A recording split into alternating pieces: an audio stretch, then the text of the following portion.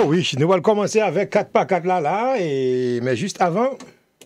Moi content parce que me connaît c'est saison pas nan qui rive. Moun Boaktonio, levez camper. Saison ça, c'est saison pas nous. On mette tête nous ensemble pour nous voter 5380. Visitez nos sous web là. Vote MathieuDelisme.com. Moi, c'est Pasteur Mathieu Delisme. Moi, j'ai approuvé le message ça. Parce que ce spot là en pile sans arrêter, ce spot là dit un bouquet. Bien, bouquet pas bouquet, c'est le 4 novembre arrivé. On va dire qu'au bouquet, mais il y a bien net s'arrêter. Et comme vous connaissez, dans Boston, dans Brockton, élection, il y a plusieurs Haïtiens là. Il y a même 11 candidats qui dehors là pour commencer 4 par 4 là avec Pasteur Mathieu Delisme. Et nous connaissons 4 novembre cap venir, c'est le jour J, pas gain pile temps crété. Pasteur Mathieu, bonjour, bonsoir, comment est? Bonjour, bonsoir, directeur Harold. Bonjour, bonsoir, tous fanatiques Kapakatio, tous fanatiques Téléplanète Compayo. Moi, salut nous dans le nom précieux de Jésus. Alors, comme directeur Harold dit nous, Dieu a couru sur nous, n'a pas avancé. Et pour 4 novembre là, si Dieu veut, si Dieu est content, pour tout Haïtien net, allez voter. Allez remplir de voix civique nous, allez mettre représentants haïtiens sous pouvoir parce que nous besoin des personnes qualifiées, des personnes avec intégrité, des personnes honnêtes qui pour aider nous, qui pour advoquer pour nous-mêmes, qui pour défendre nous dans tout bord et pas bord.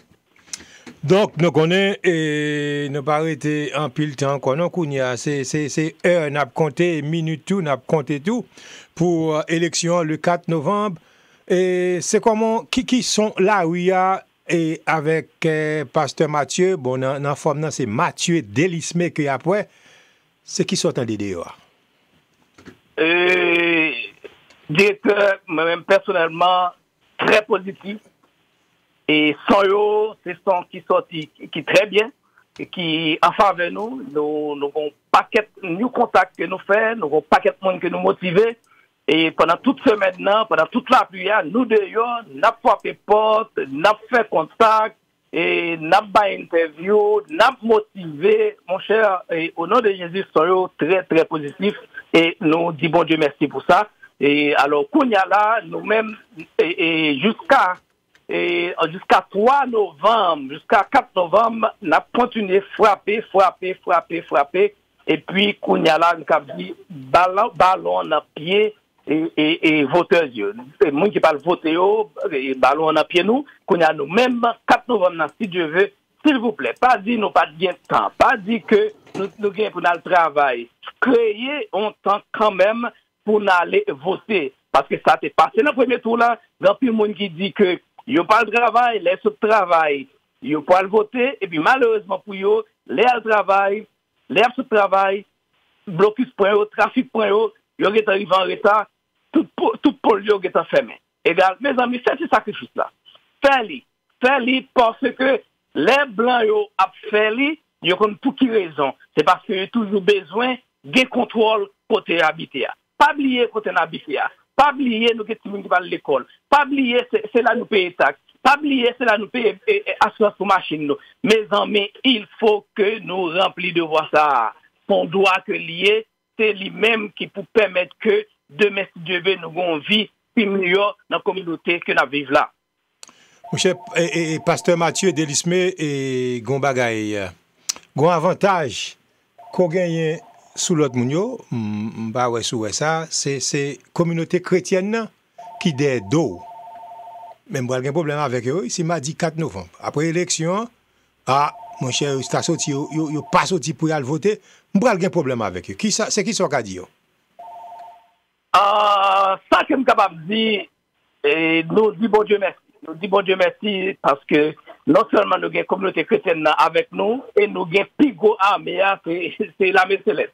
Nous avons avec nous, derrière nous, et égal, nous avons profité de alors, nous ne pouvons pas appeler personne qui fait jalousie, mais quand même, il y a des personnes, et nous obligés, et mentionner parce que vraiment, ils ont campé en pile avec nous. Nous avons Bishop Milton Chéri, et qui vraiment est un gros support pour nous-mêmes, nous gain et Pasteur Polycarpe qui vraiment un gros support pour nous-mêmes, et puis nous avons plusieurs autres membres tout qui supportent pour nous-mêmes, qui aident nous, qui avec nous, qui baillent tout eux-mêmes pour que nous capables de faire une bonne campagne, et puis qui baillent nous toute stratégie, comment qu'ils ça pour faire, parce qu'on connaît. Et là, on a campagne, ou besoin paquet de d'advisors, ou besoin paquet de monde qui a bonne stratégie, qui a bon conseil, qui pour permettre que, surtout des hommes, des personnes qui ont expérience, non seulement Haïti ou bien pas Haïti tout, et souterrain. Égal, nous-mêmes, nous disons, bon Dieu, merci pour le monde qui mettre bon côté nous, et nous confidents. Et nous avons la foi que 4 novembre, si Dieu veut, dans 4 mondes, il y a besoin pour quand la plage, dans la ville de Bocton, n'a pas mis. Parce que actuellement là, nous sommes 8 cap courir pour canceller la plage, mais il n'y a pas 4 dans nous. Alors, Mathieu Delisme a fait partie de 4 mondes que cap élu pour canceller la plage dans la ville de Bocton au nom de Jésus. Donc, ces 4 n'a pas. C'est combien City Council qui gagne même en général? Alors, en total, il y a 11. Ça, c'est pour 4 novembre. M'a parlé, et ça qui est élu, combien qui est élu qui dans City? Alors, c'est ça, oui. Égal à 11. 11 qui. Nous avons 7 qui City Council, et puis nous avons 4 qui à plage. En total, nous avons 11. Ok, nous avons 11. Ce qui veut dire c'est 4 attelages, toutes 4 attelages après tourner, après aller, pour 4 novembre? Non, il y a 2, alors, il y a 4 qui étaient là. C'était Jean Badley et Moses Rodriguez. Ok, 2 Mounsayo parlent encore. Oui. Et Texera. So 4 Mounsayo, il y a 2 là-dehors qui ne parlent pas là encore parce qu'ils parlent pour magistrat. C'est Jean Badley avec Moses qui parlent pour magistrat. Mais il y a 2 autres jours, ils retournent encore. Ça veut dire que, et quand il qui toujours dit, et le plus souvent, les gens qui là déjà, c'est difficile pour mettre le dehors. Mais les bons diables fait travail, pas grand rien, pas faire. Mais et si moun n'a pas travaillé pendant le pouvoir, comment se fait-il qu'il retourne encore? Eh bien, ça vient arriver.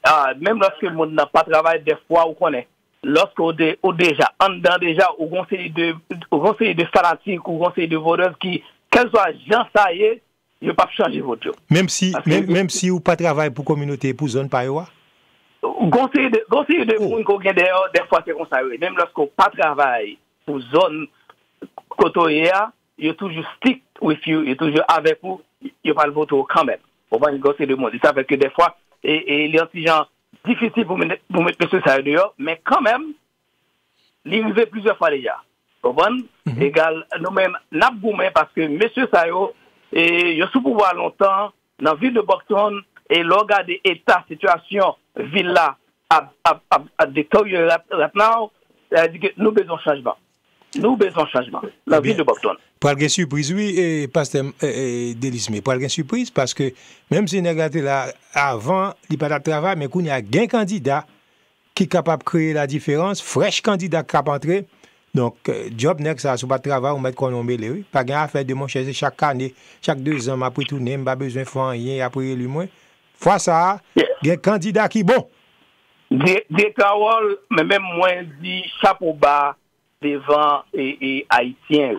Parce que même gon vent qui a soufflé, ou senti que gon mobilisation, gon motivation qui fait la caille nous les haïtiens que li temps pour nous capables et gérer certaines choses. Li temps pour nous capables impliquer nous dans affaires politiques, surtout dans la zone côté nous habiter. Mon cher, en pile nous travailler, en pile nous mettre nous dehors. Égal, c'est pour la première fois dans la ville de Bocton, il y a 5 candidats haïtiens qui ont couru pour la ville de Bocton. C'est pour la première fois. C'est pour la première fois, nous, outcome et Québécois. Parce que actuellement là, il y a 1, 2, 3, peut-être 4 Québécois qui ont couru. Nous-mêmes, nous 5 qui ont couru là. Égal, mes amis, en nous mettre tête ensemble, l'union fait la force. Parce que les nous mettons tête ensemble, nous faisons miracle, nous faisons un pile bagaille que le monde n'a pas passé. Mes amis, en nous aller, relons monde, relons frère, relons sœur, relons cousin, relons amour, même si vous pas habité Brockton, qu'elle soit côté ou capable de faire travail là. Relons amis, relons frères, relons un monde quelconque qui habite Brockton, dis-yo pour yo aller voter pour Mathieu Delisme, cancel la plage dans la ville de Brockton. Bon, Pasteur Mathieu, comme vous connaissez, pas, vous ne pouvez pas compter seulement sur Haïtiens. Nous connaissons quand même, il faut gagner base ou base c'est haïtienne. Mais pour gagner, il faut gagner l'autre nation qui a voté pour vous. C'est pas ça. C'est comment vous dégagez, comment on fait campagne dans le camp Cap-Verdien, dans le camp américain. C'est comment on dégage? Directeur Hall, nous faisons campagne parce que pas oublier nos attelage. Lorsque au attelage, ça dit que vous obligé si on est toute la cour gagne. C'est ça. Tout petit côté, vous représentez toutes. Qui gagne dans la ville de Brockton. Ça veut dire que nous faisons campagne dans toute ville la net, que ce soit côté américain, que ce soit côté juif, que ce soit côté angolais, que ce soit côté vietnamien, côté africain, côté capverdien, nous sillonnons toutes les zones, nous parlons avec tout le monde net. Et ça fait que dans la dernière élection qui se passe là, nous avons un paquet d'autres monde qui a voté pour nous-mêmes. Et nous disons, bon Dieu, merci pour ça, et nous avons continué ce travail-là jusqu'à la fin. Et je voulais que pour la communauté haïtienne comprendre, lorsque nous élus Mathieu Delisme pas seulement il y a un candidat pour la communauté haïtienne, mais il y a un candidat pour toute la ville de Brockton. C'est ça, parce que la majorité des fois haïtiens. Parce que nous avons service à tout le monde, nous défendons tout le monde, même genre. C'est ça, parce que la majorité des fois haïtiens campagne pour haïtiens seulement, alors que quitter l'autre nation autour pour promouvoir de quoi il y a besoin votre l'autre nation. Et Kounia là, je suis capable de dire, est-ce que il y a l'autre nation qui fait visibilité avec vous? Ça veut dire camper, sign, pancarte pour les gens capables. Yes, moi j'ai l'autre nation avec moi et qui campe avec nous. Bon, au contraire, faut me capable de dire ça. Et gagner 4 Américains qui sont censés camper avec moi dès le début. Gain là de ses voisins, moi, qui campaient avec moi. Alors, même personnellement, je dis ça. Ouais, les Américains blancs disent que le camper avec vous-même, les camper avec tout bon. Parce que dans la première élection, il y a des voisins qui prennent madame, petit depuis 7 h du matin jusqu'à asseoir des bancs, nous tous venons en camper dans le bureau de vote pour nous-mêmes. Ça veut dire que il est très solidaire lorsqu'il y a avec vous.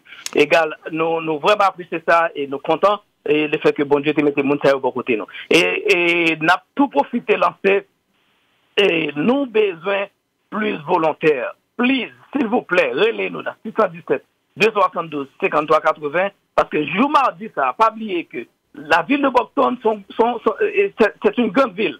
C'est une ville qui est vraiment gros en pile. Égal, il y a 28 puissances, il y a 28 bureaux de vote. Dans 28 bureaux de vote, si nous sommes capables de at least two people, mais 2 personnes qui sont là avec sign dans chaque bureau de vote, vraiment ça fait paquet différents parce que les voteurs n'ont pas voté, surtout les clandestins undecided. Mais là, ouais que les ouais on sign, les ou même on intéressé au ballon dernier parole avant d'entrer dans pour là pour voter ou une chance pour la grande vote pour même. Et ça fait que l'important pour nous capables de gagner des volontaires qui vous permettent que nous gagnons visibilité dans tout bureau de vote. C'est ça, et nous avons 8 minutes encore parce que à 8h30 exactement, on n'a pas le jeune avec président City Council at large, Ville Boston, c'est Woody Louis Jeune dans un instant, coming up next. Et comment ça y est pour mardi 4, est-ce que vous avez assez de monde volontaire pour capable qu'un pancarte pour côté à voter? Bon, c'est mobilisation ça n'a lancé là actuellement. Et nous avons une liste qui déjà gagne plusieurs monde qui la donne, mais nous besoin plus. Alors, m'a rappelé nous ça, nous connaissons et gon vent qui a soufflé là, comme Sindado, et pour monde qui genre et statut pas tellement correct et en da pays. Alors nous comprenons ça, nous pas demander pour prendre des risques, mais si par exemple que vous voulez venir faire volontaire avec nous-mêmes, ou capable de venir. C'est pas pour dire, c'est pas le fait que ou pas qu'à voter qui fait que ou pas qu'à participer. Ou capable de venir aider nous, même si c'est une heure de temps, même si c'est 2 heures de temps, même si c'est 30 minutes qu'on est capable de nous, ça a fait du poids. Parce que nous avons besoin tout le monde net en général. C'est ça, définitivement. Et qui téléphone campagne, de quoi si moun t'a besoin bus, t'as besoin rail, ou bien t'as besoin de lever un lot volontaire pour y aller? Bon, téléphone, il est très simple, au capable de nous et au capable 117 272 53 80. Bah, pour répéter encore, 617 272 53 80. Et nous sommes capables de relayer Bishop Milton Chéri et 857 499 39 12 pour transportation. Parce que Bishop Milton, il baille toutes les mêmes, il baille machine, il baille tanni, il marché et depuis ces gens qui pas ou libre, qui va une transportation, qui pour aller voter, lui-même personnellement marcher à l'Alpo-Montario, à mener au voter puis mener au tour encore. Bishop Milton, bon Dieu béni, Pasteur Dalla Chéri, bon Dieu béni nous saluons dans le nom de Jésus. C'est ça. Donc, je suis capable de dire 4 novembre bonheur, et c'est qu'il a même, moun yo commencé à voter? Depuis, bureau de vote a depuis 7 h du matin pour 7 h du soir. Ça veut dire que si par exemple, vous gagnez pour le travail bonheur, pour un gens pour être capable de à jeter votre là argent que le travail. Mes amis, s'il vous plaît, parce que nous avons pile monde pas bon, monde que vote ça me pas supposé perdu. Mais le fait que je dis, il y a ce travail, puis vous venez, mais malheureusement, il y a une contrariété, il y a un trafic qui vient que l'air vient monter pour être capable de voter, il y a un total bureau de vote qui est fermé. Mes amis, faites ça, parce que nous besoin chaque vote, nous besoin tout vote ça qui vous permettre que, parce que chaque vote est capable de faire une différence. C'est très important. Et puis, Ground Game déjà paré de quoi pour faire mon sorti, à voter, mardi 4 novembre, quel que soit côté ou passer dans le barbershop, ou passer tout partout? Nous passons tout partout. Au contraire, demain, si Dieu veut, nous avons on sort de Saint-Léna-Route et que nous avons fait dans Oak Street, Oak Street et Main Street, et Burbank, Rockland Trust, Burbank Citizen Bank, et qui était Harbour One before, mais qui a fait venir Citizen Bank. C'est là, nous avons campé. Nous avons un groupe là qui est mobilisé pour nous camper là avec ça et nous, pour nous capables de faire visibilité, parce qu'on connaît, et nous, dans le dernier moment là, tout ça que nous sommes capables de faire pour nous capables de jouer un grand vote extra, nous avons fait. Égal, nous avons campé dans l'area, demain, si Dieu veut, de 10h à midi, dans corner Oak Street et Main Street, dans la ville de Boston, pour nous capables, ensemble, mobiliser, motiver, faire mon connaît, élection, c'est 4 novembre, et puis, pour aller voter pour nous-mêmes. Cher l'homme de Dieu, le missionnaire, m'a regardé une image qui m'a passé là, moi, on a prêché là, c'est qui l'église co-pasteur? Alors, nous-mêmes, nous pas pasteur titulaire, mais nous sommes associés pasteurs dans l'église de Dieu de Boston, qui est dirigée par le révérend docteur Bishop Max Simon, qui est situé dans 80 Pleasant Street, dans la ville de Boston. Ça, c'est l'église, nous, c'est là, et c'est là nous sommes faire toute carrière ministérielle, nous, c'est là nous grandis, madame moi, petite moi, c'est là nous bail service, et parce que nous-mêmes, et nous ces médias qui sont ces ministères, nous, c'est là nous bail tout service nous net dans l'église de Dieu de Boston. Et nous connaissons pile monde dans l'église de Dieu de Boston qui branche là actuellement, mes amis, pas oublier 4 novembre, pas oublier petite nous, frères nous, amis nous, pasteurs nous, conseillers nous, venir devant nous là pour nous capables d'aller voter 4 novembre 2025, Cap Villa, mes amis, pour ça, jour ça, c'est à ne pas rater. Où t'as mis tes bus pour eux, il est quoi, pour remplir les bus là avec fidèles pour aller voter et puis tourner encore? Il n'y a pas besoin de problème. Numéro de téléphone, non, pour capable de relayer si c'est pour transportation, nous n'avons pas de problème de ça, même grâce à Dieu. Avec Bishop Milton Cherry, nous sans problème pour transportation. Plus nous avons l'autre personne, l'autre volontaire qui a venu, qui a mis et bâché mieux en disponibilité. So, relez-nous dans 617 272 53 80 et ou joindre nous et puis relez 857 499 39 12 ou joindre Bishop Milton Cherry. Il a qui pour aider nous dans la situation. C'est ça.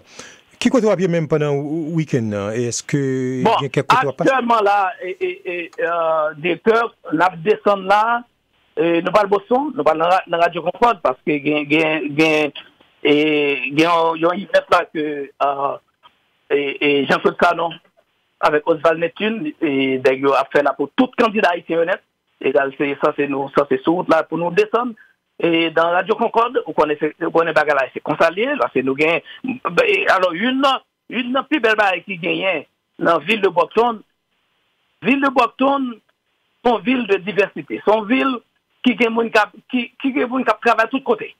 C'est-à-dire que Boston, bon paquet de monde qui était Boston qui travaille Boston. C'est-à-dire que nous faut aller dans l'hiver là, c'est nous sûrs certains n'avions plus de monde. Donc hier et nous étions dans la zone Marapène. Nous avons fait des contacts avec plusieurs monde. Nous sommes entrés dans IFSI. Nous avons fait un pile contact avec un pile monde qui permet que qui habite Boston, que nous faisons des connaissances.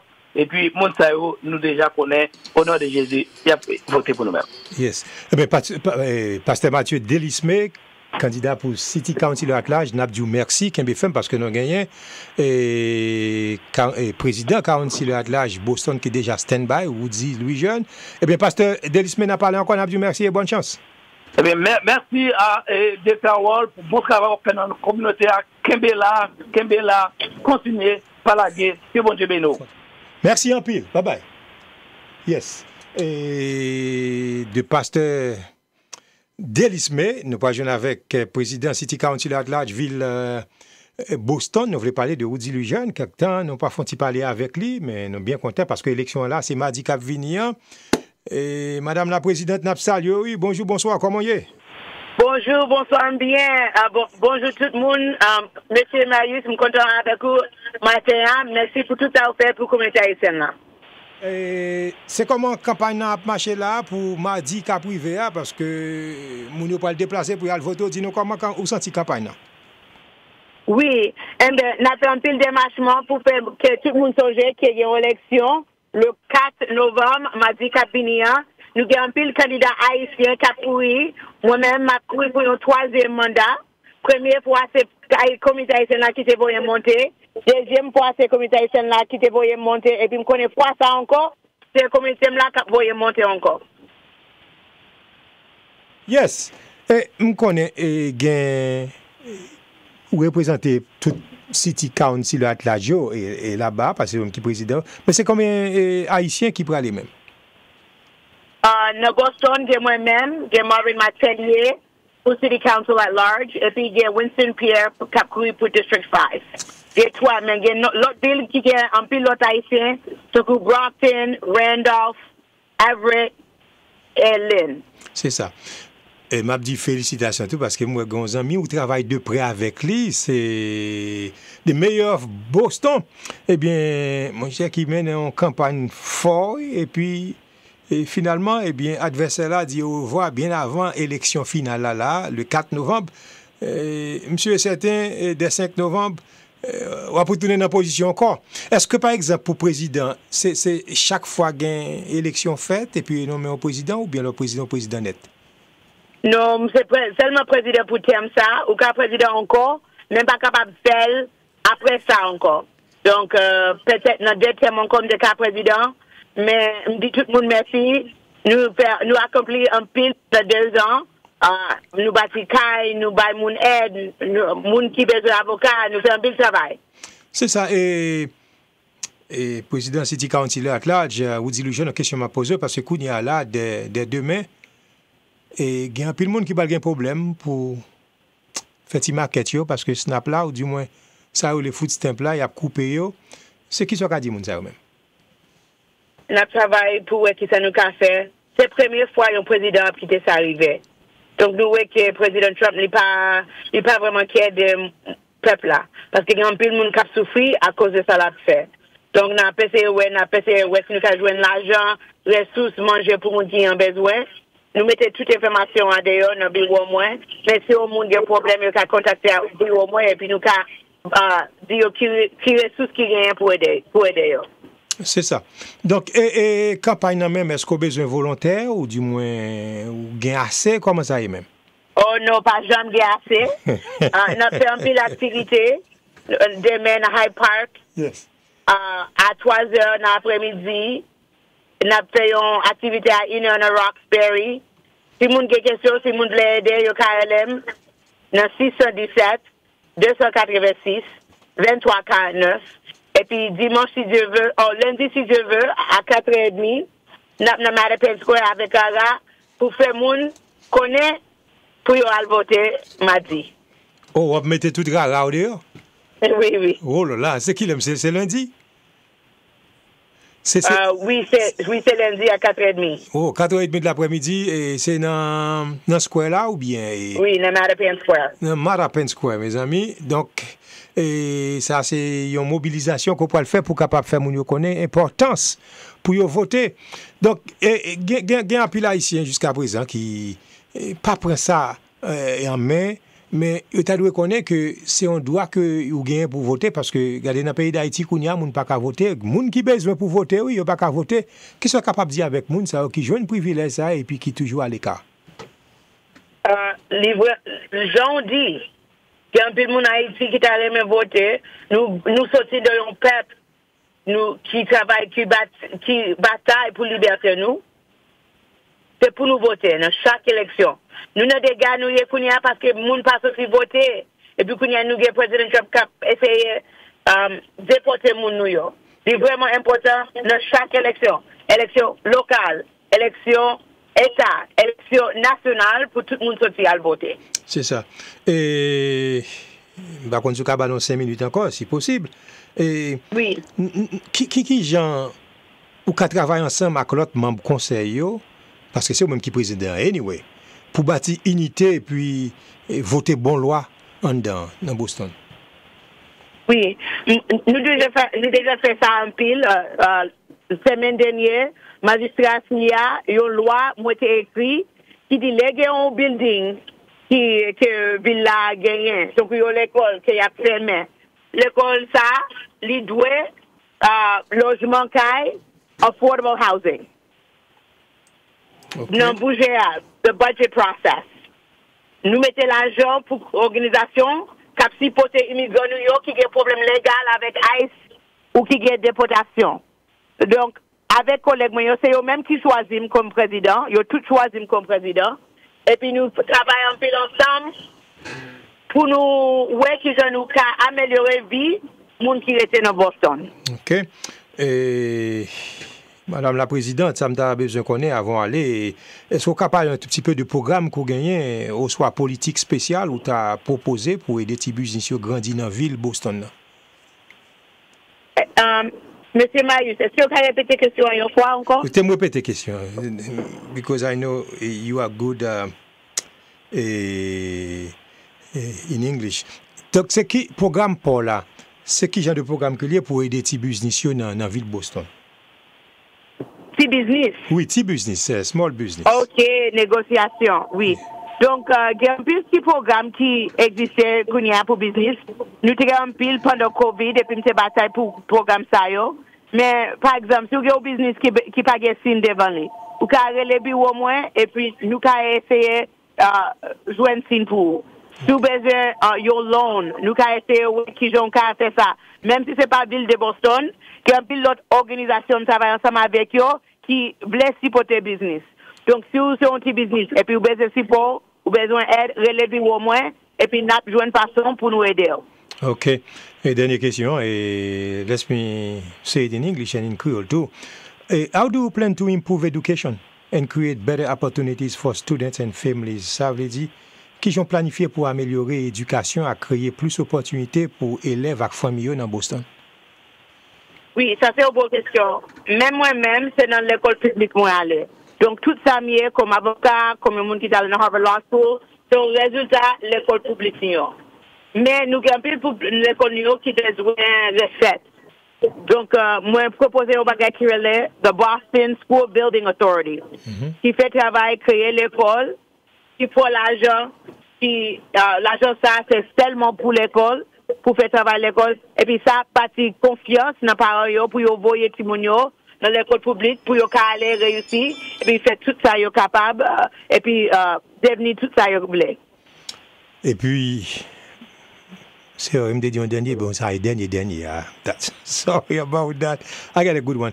What step would you take to make Boston cleaner, greener, and more environmentally friendly? Ça veut dire, c'est comment on est capable de faire ville Boston ville plus clean, plus vert, et au point de vue environnement, nous connaissons une partie par à faire de l'environnement du tout. C'est comment on compte faire ça et là pour pouvoir encore.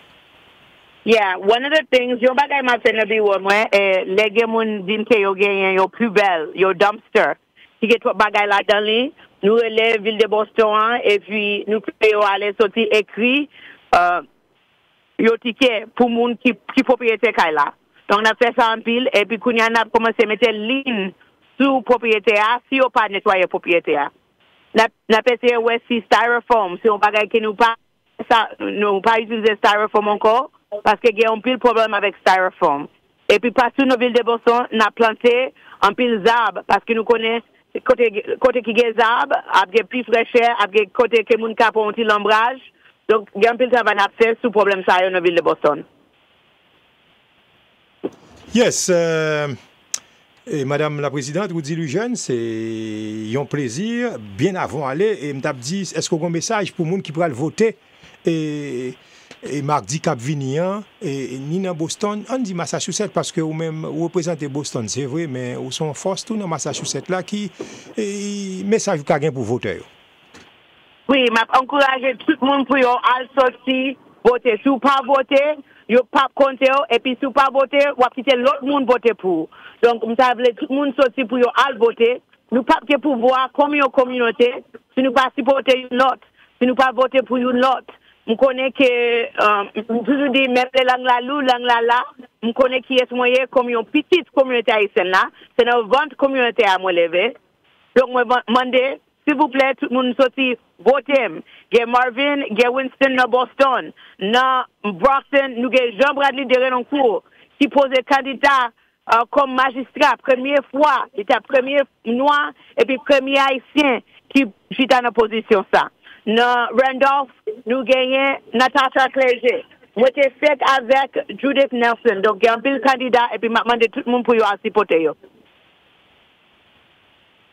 Well. Merci en pile, Woody Louis Jeune et la présidente, eh bien, qu'elle ferme, et puis n'a du bonne chance, bon, on suit certain, après l'élection, et n'a pas encore en place ou bac, comme d'habitude. Merci en pile. Merci, Maris, et merci pour tout le monde qui va voter mardi le 4 novembre. Que bon te béni nous. D'accord, merci. Bye-bye. Bonsoir tout haïtien moyo. N'a pété nous ensemble pour nous voyer Ruti Louis Jeune monter yo fois encore. Nous connaissons Ruti, la travail pour nous, la bataille pour nous.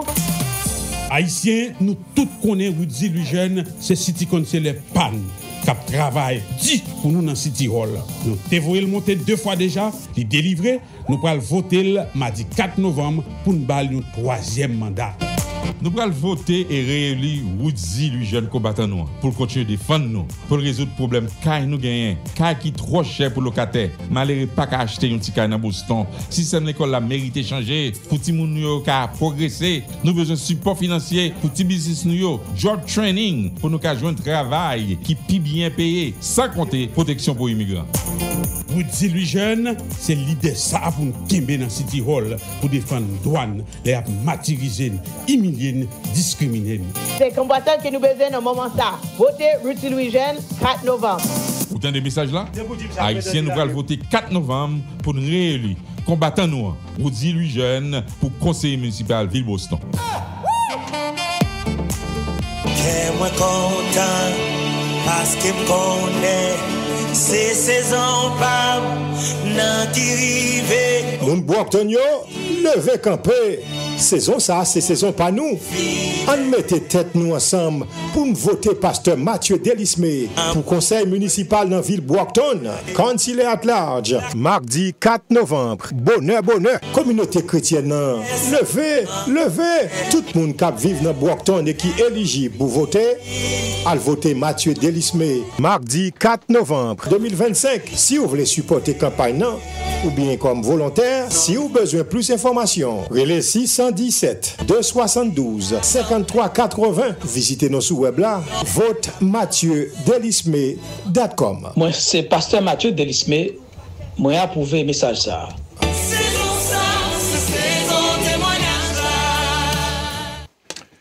Saison témoignage là, nous saluons tout le monde qui est branché sur la radio encore une fois. Nous avons dû rester branché parce que nous avons un candidat là que nous allons rencontrer avec lui. C'est candidat pour magistrat de Brockton. Nous voulons parler de Moses Rodriguez qui a débarqué là dans le studio.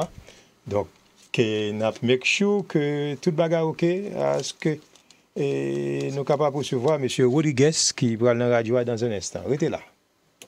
Moi content parce que me connaît c'est saison pas nan qui rive. Moun Brockton yo, levez camper. Saison ça, c'est saison pas nous.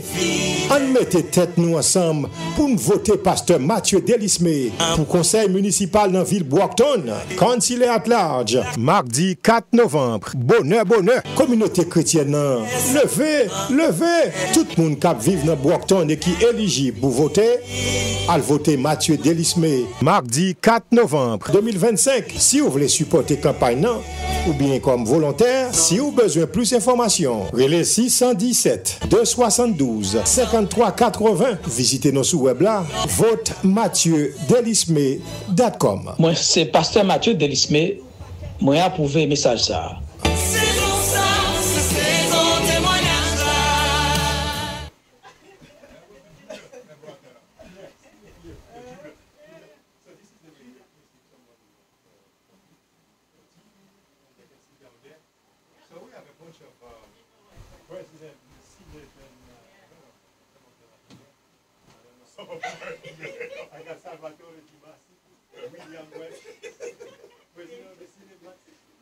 You only press CD1 for me, the first one.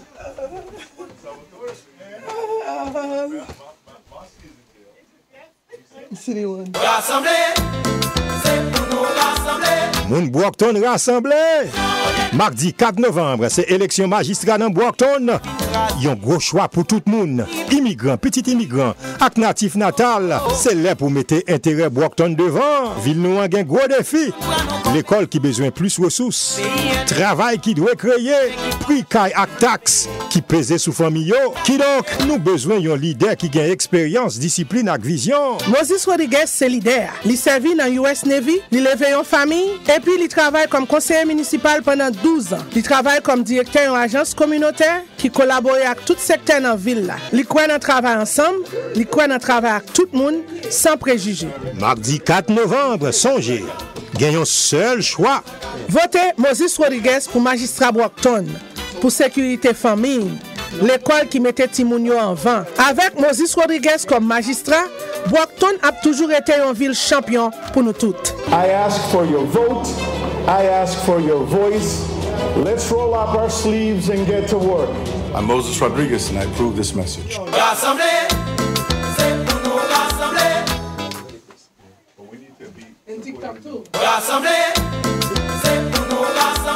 Moun Brockton rassemblé. Mardi 4 novembre, c'est élection magistrat dans Brockton. Yon gros choix pour tout le monde. Immigrants, petits immigrants, ak natif natal. C'est là pour mettre intérêt Brockton devant. Ville nou an gen gros défi. L'école qui besoin plus ressources. Travail qui doit créer. Prix kay ak taxe qui pèse sous famille.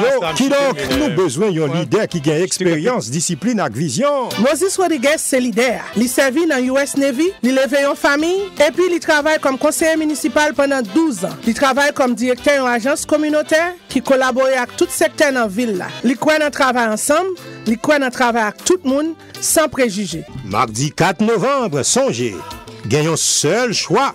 Votez Moses Rodriguez pour magistrat Brockton, pour sécurité famille, l'école qui mettait Timounio en vent. Avec Moses Rodriguez comme magistrat, Brockton a toujours été une ville champion pour nous toutes. I ask for your vote. I ask for your voice. Let's roll up our sleeves and get to work. I'm Moses Rodriguez, and I approve this message.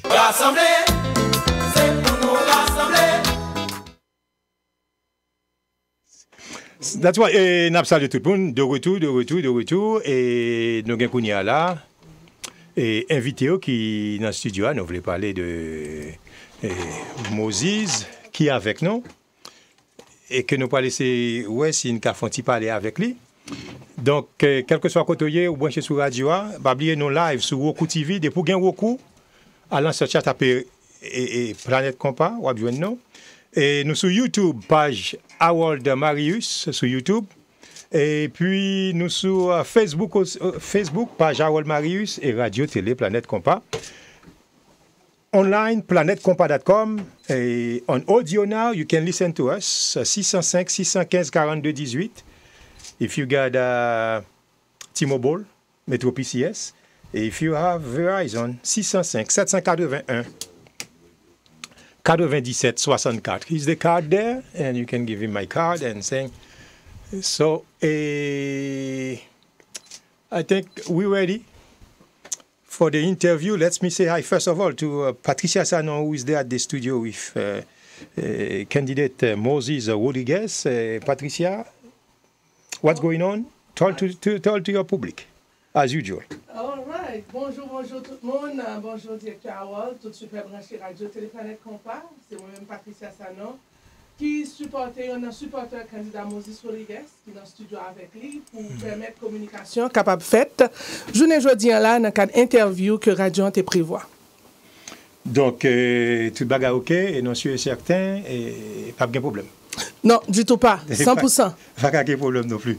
And good morning, Mr. Rodriguez. Let me bring the camera to you so we can have the conversation. So, welcome to Radio Téléplanète Compas. I think it's for the first time you are at the radio, Mr. Rodriguez. I believe this is the first time, but I have been up here before. At the radio? At the radio, yes. Over the phone. Over the phone. Over the phone. Not in person. A few years ago as well, too, I was here. So not in person. it's an honor. It's an honor to be here with you and Patricia as well, just to talk to our listeners that enjoy this medium that keeps people in touch with what's going on here within our community. That's right. So. That's for the first time you're going for mayor, because I know you was a mayor before, after Bill Carpenter passed away, and for 7 months.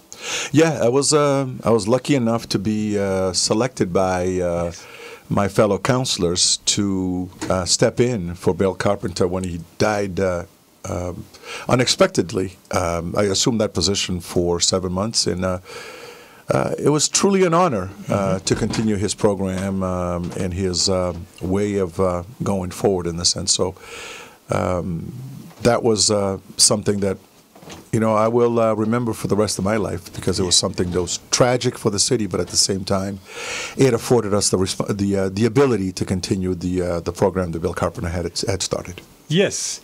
Me start with the first question. So.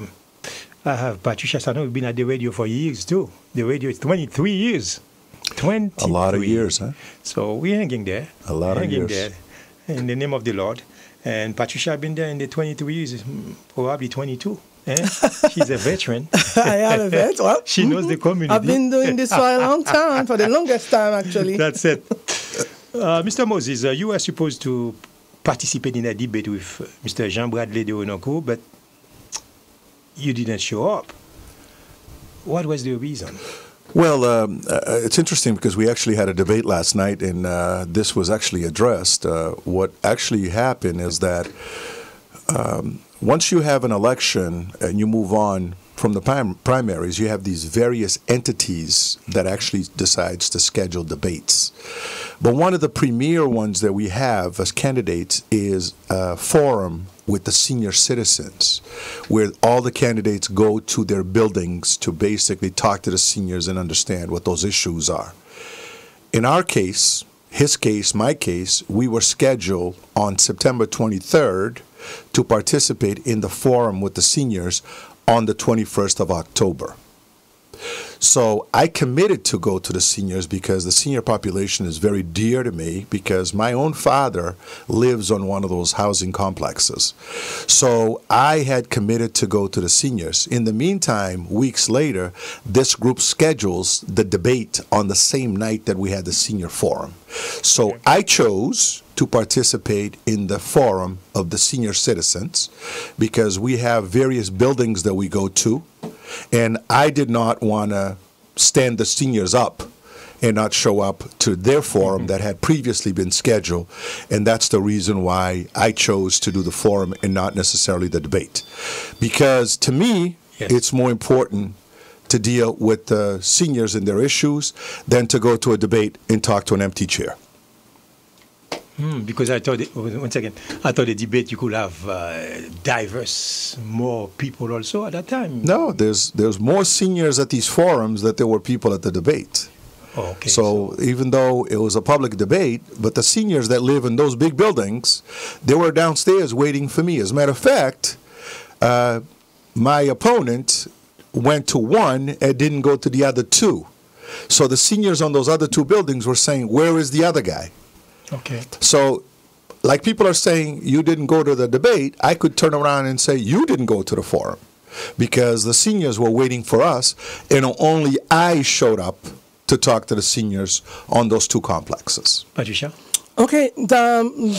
Alors, on te posé candidat question ça pour dire que tu es supposé aller dans un débat avec l'autre candidat opposant Jean-Brady de Renoncourt et ou pas aller pour qui raison?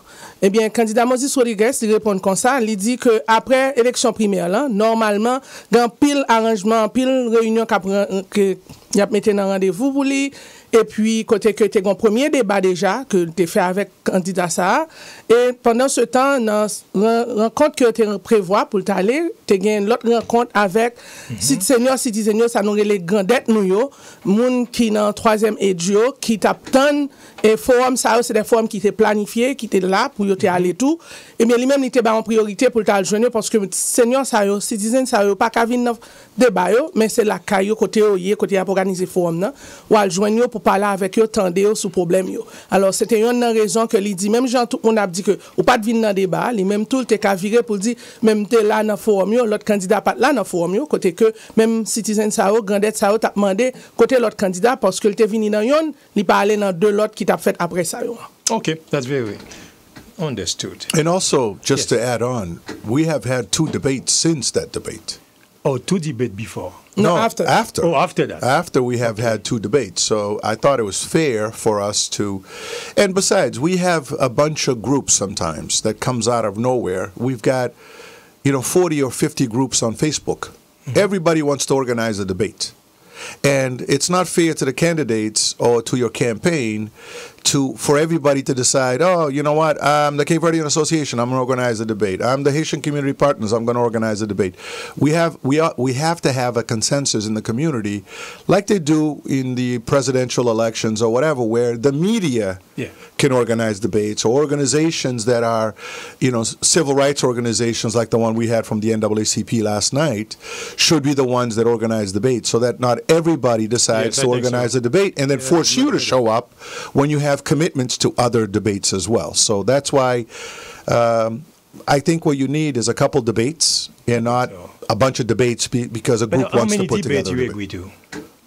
How many debate you have to do, or do you guys agree before the elections? Before the elections, we had a debate before the primary. Okay. And then I agreed to go to the 2 debates that we did. Okay. One organized by the media and the one organized by the NAACP last night. Okay, so 2 debates as a matter of fact. There's 2 debates, yes. Okay. So I don't even understand why the fact that, you didn't show up to the debate when you showed up to 2 debates. I'm just saying that you cannot decide, I schedule on one special debate, a forum with somebody for you. Like last night, for instance, I had already committed to go to a fundraiser from a very valuable organization in the community that does a lot of fundraising to help people with food and other assistance that they have. The Charity Guild had their annual dinner last night. I had to send my wife to it. Yes. Because I had to go to the debate for the NAACP. So a lot of times when these groups do not talk to one another, sometimes things get scheduled on days that other commitments that have already been made. And that's why the problem And the thing is, with me, as you will know and you will see, my word means everything. So when I commit to come to your program, I'm going to come to your program. But if Patricia decides to schedule something on the same day, I'm not going to go to her program because I've already committed to your program. Definitely. Well, thank you, sir. Thank you. Patricia?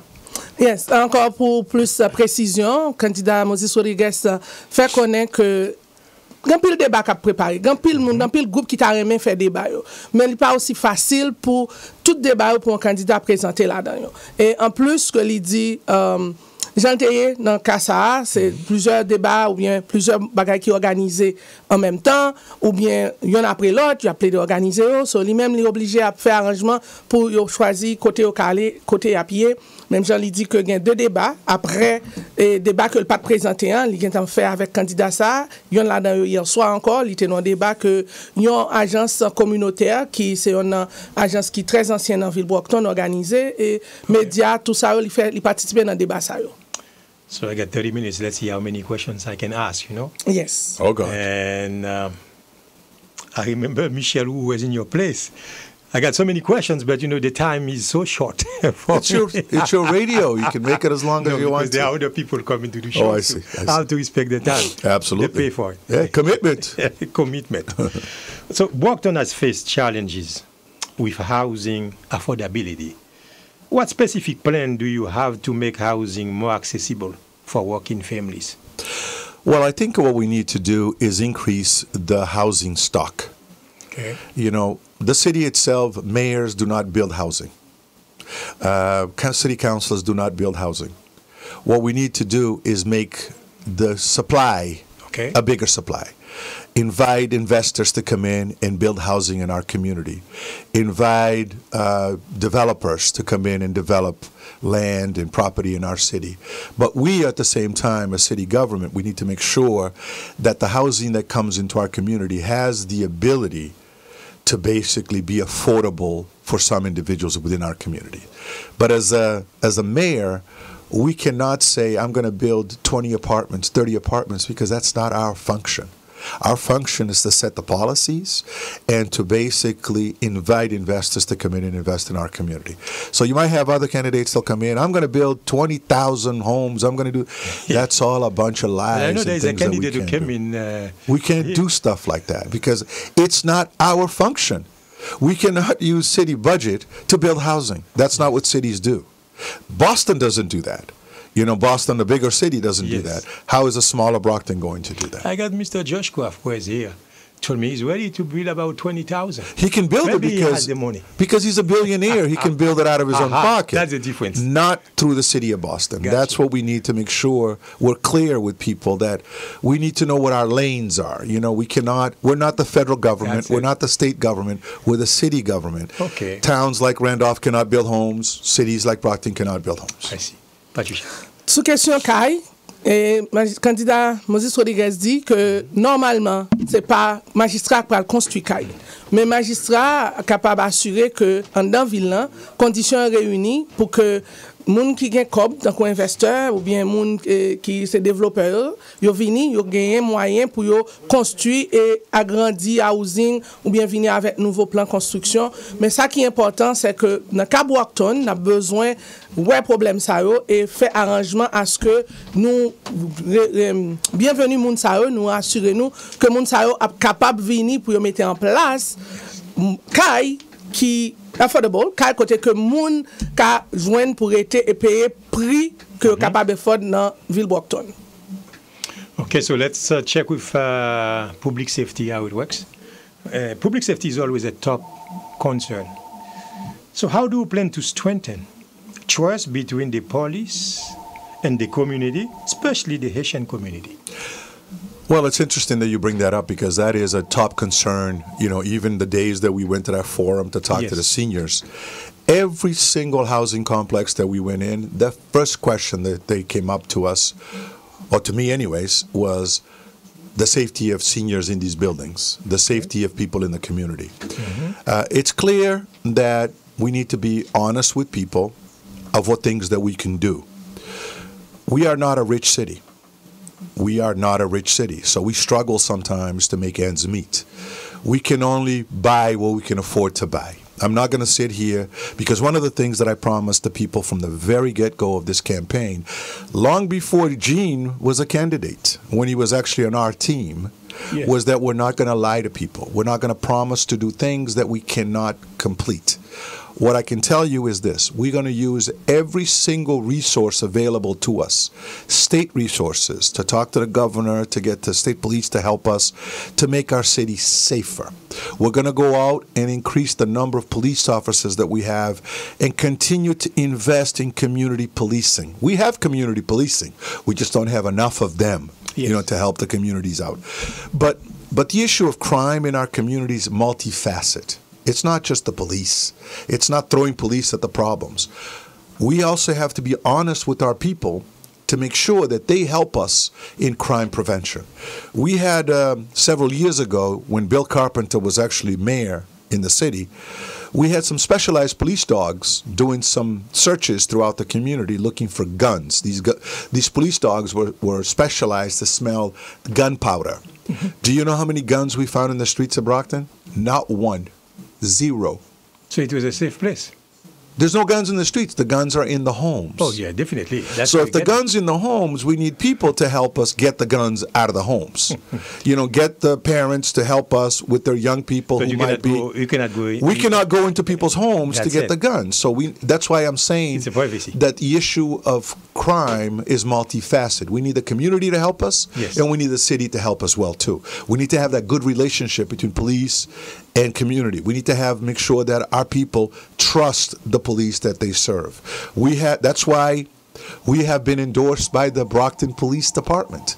They endorsed our candidacy because they know that we're able to bring the community and the police together to make it safer for our community. It's not just throwing police at things. It's the same thing with, you know, people say, oh, you got to put more money into the schools.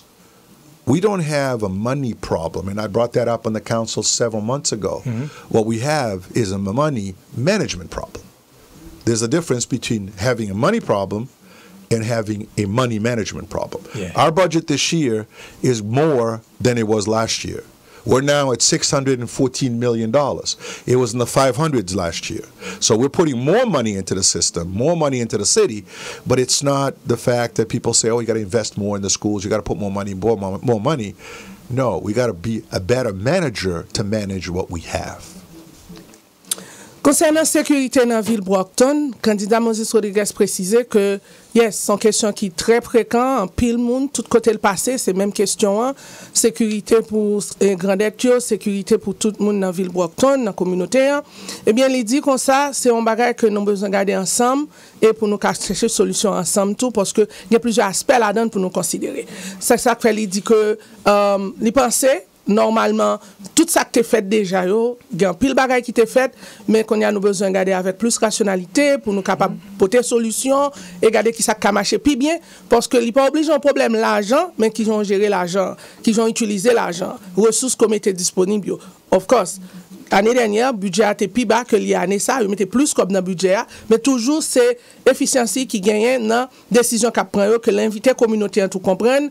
Problème sécurité, son problème dans le cas parents yo, tout le monde doit impliquer, tout le monde doit ouais sécurité yon l'autre c'est pour yo. So c'est ça que il dit, il promet ça tout lui-même dès que il vient en tant que magistrat, il est capable de garder problème sécurité avec possibilité ressources qui gagne pour l'utiliser pour lui adresser problème ça.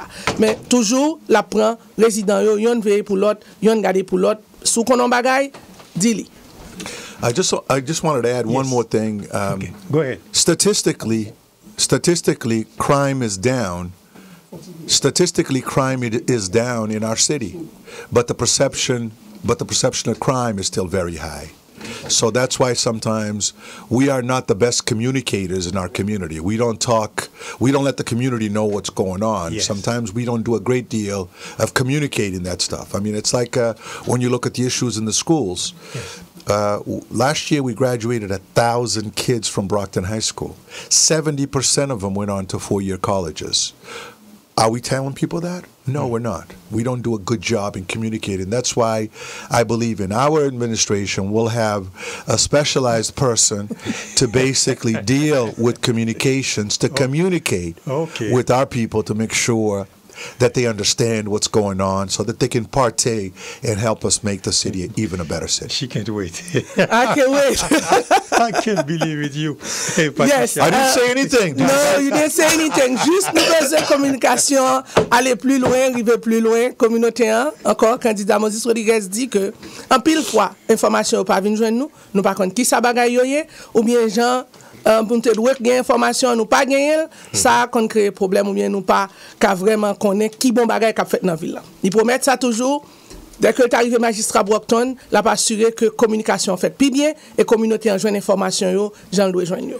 Okay, so let me talk about jobs, but this time I have to ask the question. I have to say the question first in Creole, so people heard me asking the question in English without knowing, hey, what Mr. Compa is talking about. Okay. So I say it in Creole, and then I will translate in English for Mr. Moses.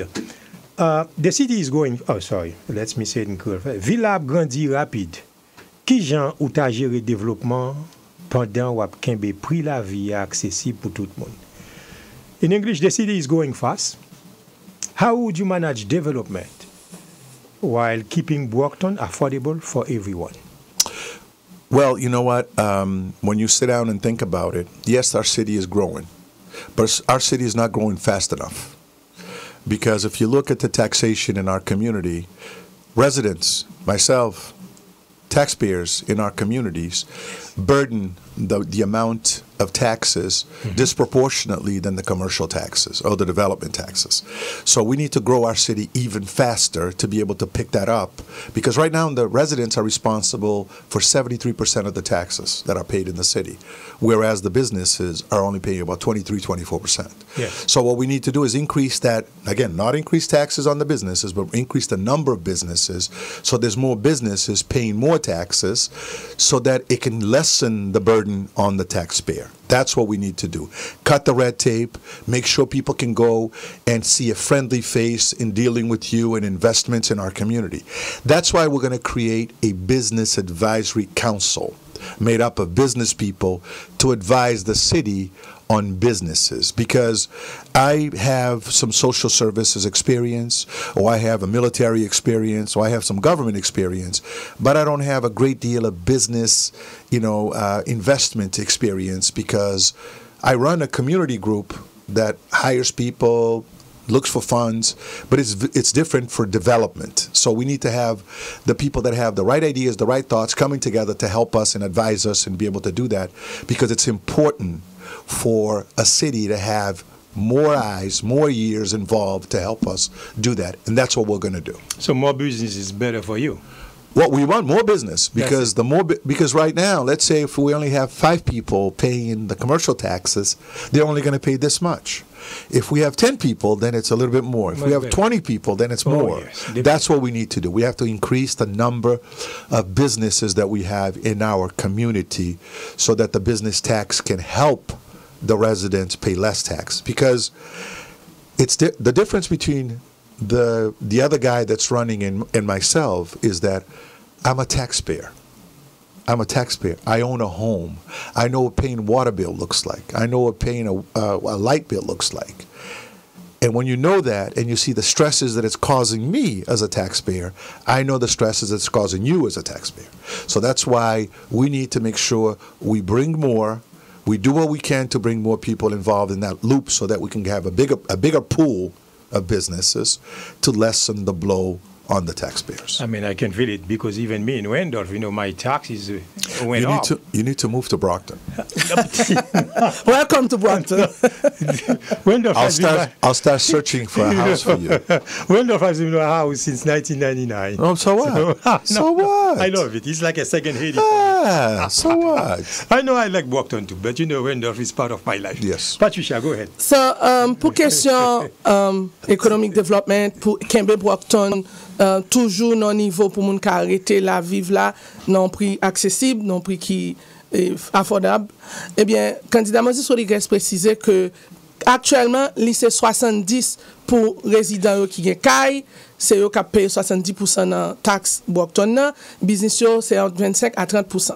Il dit qu'on ça que le penser en tant que magistrat, il a assuré que il y a plus de business qui viennent pour plus de business qui a contribué dans taxe dans ville là qui pourra permettre que l'a aménager pour l'autre résident yo l'autre monde qui gagne mettre caille dans Brockton et monde qui paye toute l'autre bill en tant que résident Brockton yo. So il pensait que grand pile travail qui pour faire mais l'a assuré lui que c'est plus business qui pour venir parce que il dit leur gagner 5 business qui paye et puis on leur vient changer le mettre 10 business ça pourrait permettre que il y ait plus taxes dans business qui viennent et avec ça il est capable de considérer taxes que l'autre résident a payé. Et communauté haïtienne non et c'est une plus gros dans Brockton. Vraiment des magistrats, je m'excuse, vraiment des candidats pour magistrats, c'est qui gens qui planifié pour inclure leader à organisation haïtienne dans décision ou yo. Et in English, the Haitian community is one of the largest in Brockton. How do you plan to include Haitian leaders and organizations in your decision making? Well, it's interesting that that's something that's right up my alley. When you look at our campaign, yes, from the very beginning, including Gene, who was part of our campaign, yes, is a campaign that's one of the most inclusive campaigns. When you say including Gene, who is Gene talking about? Gene Durancourt. He was part of our campaign. Oh, he was part of your campaign. Yeah, he was. From November, December, January, February, March, April, at the end of May, he decided to run. You didn't know that, did you? I didn't know that. See, he was part of the group that encouraged me to run for mayor. And then he decided all of a sudden that he's going to run himself. But what he doesn't quite understand is that some of the people within the ITN community had been with us from the very beginning. Marlene, Fred, Eves, Patricia, Ruben, Chris from Tamboo. These have been with us from the very beginning. Marlene runs the Haitian Community Partners and the Cape Verdean Association. We're one. You know, she's on our board. I'm on her board. Wow. So, and I intend to put somebody within the mayor's office, not just to be there to, act like I'm the Haitian person. I intend to put somebody in the mayor's office. This is the only time you're going to hear me say I, because as the mayor, that's what I'm going to do. A decision from you. Right. But we, or I, will have somebody in the mayor's office who is Haitian and who is going to stand side by side with me to help us bring the Haitian community issues in the forefront. But at the same time, my relationship with the organizations of Haitian organizations will continue as if nothing ever happened. Because it was there 2 years ago, it was there 3 years ago, 4, 5, 6, 7 years ago. Yes. It's not going to be any different. So as far as including the Haitians, I don't have to do anything to include the Haitians because the Haitians have been included. And we are partners on everything that we do, from the summer jobs programs that we run for the kids within our communities, where you find Cape Verdean kids, Haitian kids, Latino kids, black, whites involved, to we Marlene and I in the Neighborhood Health Center, we have this program that we brought to the city called the Hometown Academy to help young people go into the fields. Oh, I forgot about Eves. See, because Eves is basically. No, you should forget about him because he's ICE. Oh, he's a member he's of ICE. ICE. Oh, really? He's a member of ICE. He's a member of ICE. So when you look at, we have this Hometown Academy that we put together between the Cape Verdean Association and the Haitian Association to help our communities move forward, to help young people become professionals in the medical field. So I am more Haitian than some Haitians. I have never been to IT, but I know about IT. Yes. I have friends who are Haitians. I am 100% in support of the Haitian community, because I don't say it because I'm running for office. I've said it all along through my actions of involving the Haitians within our. We have the Cape Verdean Association. We have Haitians working inside there, you know, because it's one community. The difference between the Cape Verdeans and the Haitian is 2 words: Portuguese, French. Your Creole came from French. Yes. Mine came from Portuguese. That's the only difference. That's the difference. We all have the same problem, the Patricia. same challenge. Yes, so toujours pour inclusion communauté haïtienne. And may I say something about you meeting with the religious leaders as well? Oh, yeah. Many times. I think 35 of them are with us. Yes. So, candidat Moses Rodriguez, déjà involve dans la communauté, connaît la communauté haïtienne, parle avec la communauté haïtienne tout le temps, côté que il dit qu'il fait partie de board organisation qui est dans la communauté haïtienne, même j'ai un haïtien qui fait partie de board et organisation qui veut dire association tant comme Lina Médé et il dit depuis le début campagne il était toujours un haïtien qui campait bon côté lui nous gain Fred Fontaine nous gain Yves Cajus nous gain Marlina Médé nous gain Patricia Sano nous gain Franck nous gain tant d'autres haïtiens Guy Pierre c'est deux monde qui vraiment engagé bon côté lui dans campagne et qui toujours connaît que en tant que haïtien qui veut dire c'est pas différent c'est une seule communauté so nous ca parler différentes langues nous ca parler différents créoles mais nous sommes seule communauté nous fait face à même problème yo so c'est ça que fait il dit que c'est pas aujourd'hui parce que le candidat l'a dit ça mais il était toujours candidat il était toujours prouvé dans action il toujours participé dans ça haïtien a fait il toujours là camper bon côté haïtien et haïtien tout camper bon côté là. And we got watching the time 11 minutes left you know and maybe for 2 or 3 questions maybe I remember Mayor Bill Carpenter came in here in the studio in your place. So and Sullivan came in. So he spent I think 4 years. Yeah, as 2 mayor? terms. 6 years. 6 years. No, as, not Carpenter. Sullivan. No, Sullivan. No, 6 years as well. 3 terms. Sullivan. Yes, 3 terms already. I think so. Yeah, he's completing his 3rd term. Carpenter is 2. Carpenter got elected 3 times, 3 times. but he Yes. only served 2 and a half. That's right. I think you served the rest of his term. Yes. Okay. There is a problem right now. It's homelessness in Brockton. Homelessness and mental health. They are serious issues. How would your administration address these challenges? Well, the interest. Do you want to? No, ça va. No, Yeah, that's You don't all. want to translate that? Oh, let me ask the question. Yeah. In Haitien? Creole. Problème moun sans kay ak santé mentale yo grave sérieux. Qui jan administration et Moses Rodriguez ka fait face ak défi sa yo? Yes. Well, one of the things that we got to be very clear about the homeless issue is not a Brockton issue, but it's a Brockton problem. And the reason why I say that is because over 60% of the people who are homeless in Brockton are not residents of Brockton. Let me say that again. Yes. Over 60% of the homeless that we have in Brockton are not Brockton residents. Where they coming from? They're residents they're people that come from all over the place, from the surrounding communities, from Boston, from Worcester, from Springfield, from the North Shore. We have people down here from Florida that are now in our streets. When I was the mayor for those 7 months, I actually had invited all the town managers around Brockton to come and sit down to help us talk about the homeless issues in our community. Yes. Because being an issue that is a regional issue or a state issue or a country issue, we should not face it alone, because our resources are limited to our own population. It's not fair for Brockton to handle Boston homeless or Worcester homeless or Springfield homeless. It's important for us to handle our own, but have everybody else kind of chip in and help us with that. Another issue that we have. Can you do something about it? Yeah.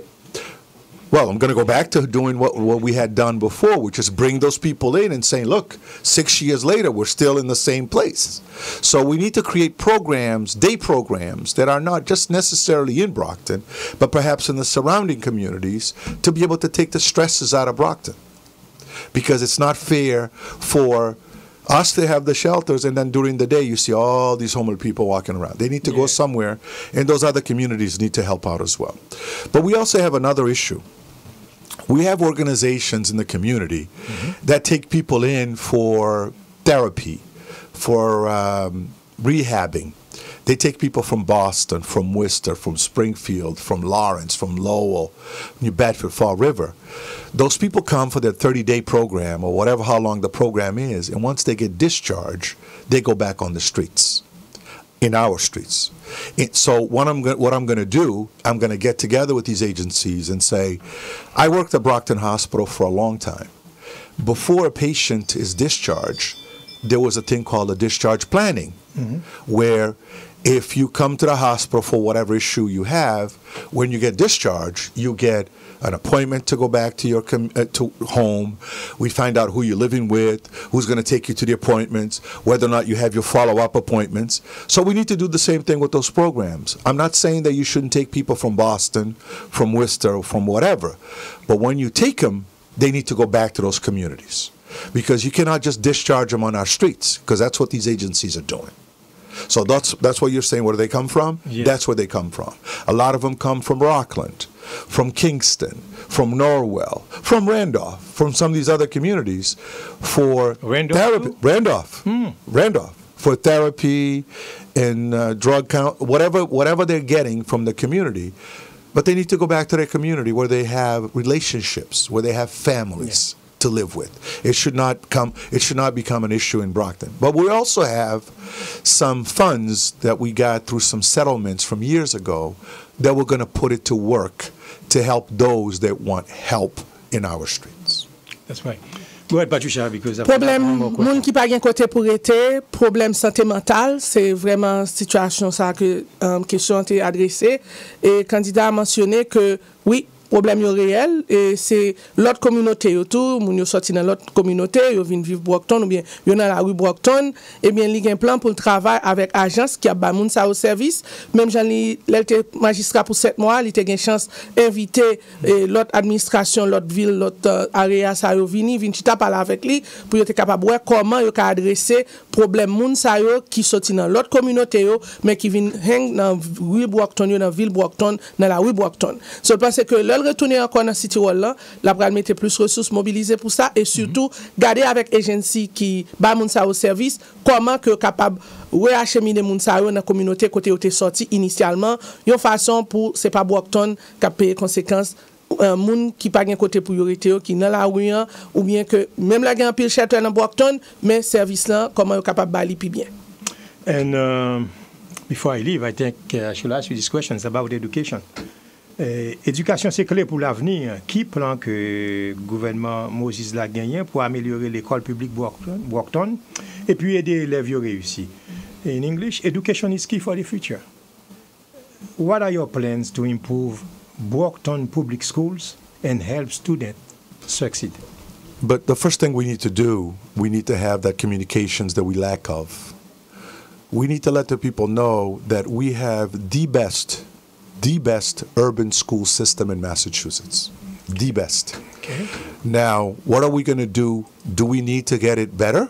Of course we need to get it better. But we have the best school system. We have the best teachers, the best students, and the best system in the state. We ran into some issues in the past where I talked a little bit about it earlier, that we didn't have a money problem. We had a money management problem. So that's what happened in the school system in the past. Are we going to get a better management now? Oh, we already have a better management. Okay. We have a better hold of the system that we didn't have before. But we're also going to go a little step further. We're in a process now about... Once again, I was glad I was talking to Patricia the other day. She was explaining me the problem is the management. Exactly. It's not... I didn't know that. That's what the problem was. Because they're spending without having the money. It's like you go into the store with $10 and you're buying $20 worth of food. She explained it pretty good. That's what the problem was. Yes. Nobody stole anything. Yes. People just mismanaged the funds that we had. But one of the things that we're doing for our students is that within the next few years, we're going to get a brand new high school built in the city of Brockton. Because when you do that, I think it sends a message across the board that we care about our students. Yes. Because I graduated from that high school years ago, and in the eyes of technology, in the eyes of education, that's an antique. And it's not fair for every single high school around us to have a brand new high school, and for Brockton, the only city in the area, to have one of the oldest and most dilapidated high school in the area. So we're going to build a brand new high school. We're going to continue to educate our students. We're going to continue to grow from within, promote from within, because remember what I said, one of the issues that we have is communications. We don't talk about the great things that happen at Brockton High School. We don't talk about the great things that happen within the Brockton school system. And that's what we need to start doing, is promote from within. We can't just sit back and wait for the Boston media to come, because when they come, they're only going to cover the negative. That's right. The negative that 5 or 6 kids are doing, that's what they're going to talk about. We need to talk about the good that our kids are doing in our community and promote our system as such. So that's what we're going to do. First and foremost, make sure that they have the right resources, make sure that they have the right infrastructure, the buildings in place to learn. We're also going to invest heavily on technical and vocational school. Right now, we have about 800 students on a waiting list to get into VOTEC programs, electricians, mechanics. Oh, Brockton don't have that yet? We don't. We don't. We have a small amount within the school system. They go elsewhere. They go elsewhere. So we're actually going to invest in our own system to basically grow our own technicians in the community. Because when we do the VOTEC for the young students, we can also do VOTEC for the adults. So part of the adult learning, because we have a lot of people that come from IT, from Cabo Verde, from all these other places that were plumbers in their country, they were electricians in their country, but they don't have the certificate like the ones you have on your wall. On the wall, yes. They don't have that, so they need to get that. So it would be good if we have a VOTEC program that they can be a part of it too, to be able to graduate from those programs and take their great skills and put the papers behind it to do that. So that's one of the things that we're going to invest, not necessarily just on the students, the young students, but the adult students as well. Patricia. Éducation, point clé, Jean, candidat pour magistrat, Moses Rodriguez précise li. Communication sont gros problème lié, nous pas connaît, nous pas partager information avec nous pour dire nous exactement bon bagay qu'a fait yo. Et Brockton, c'est une ville qui a une bonne position dans le système éducation dans l'état Massachusetts là.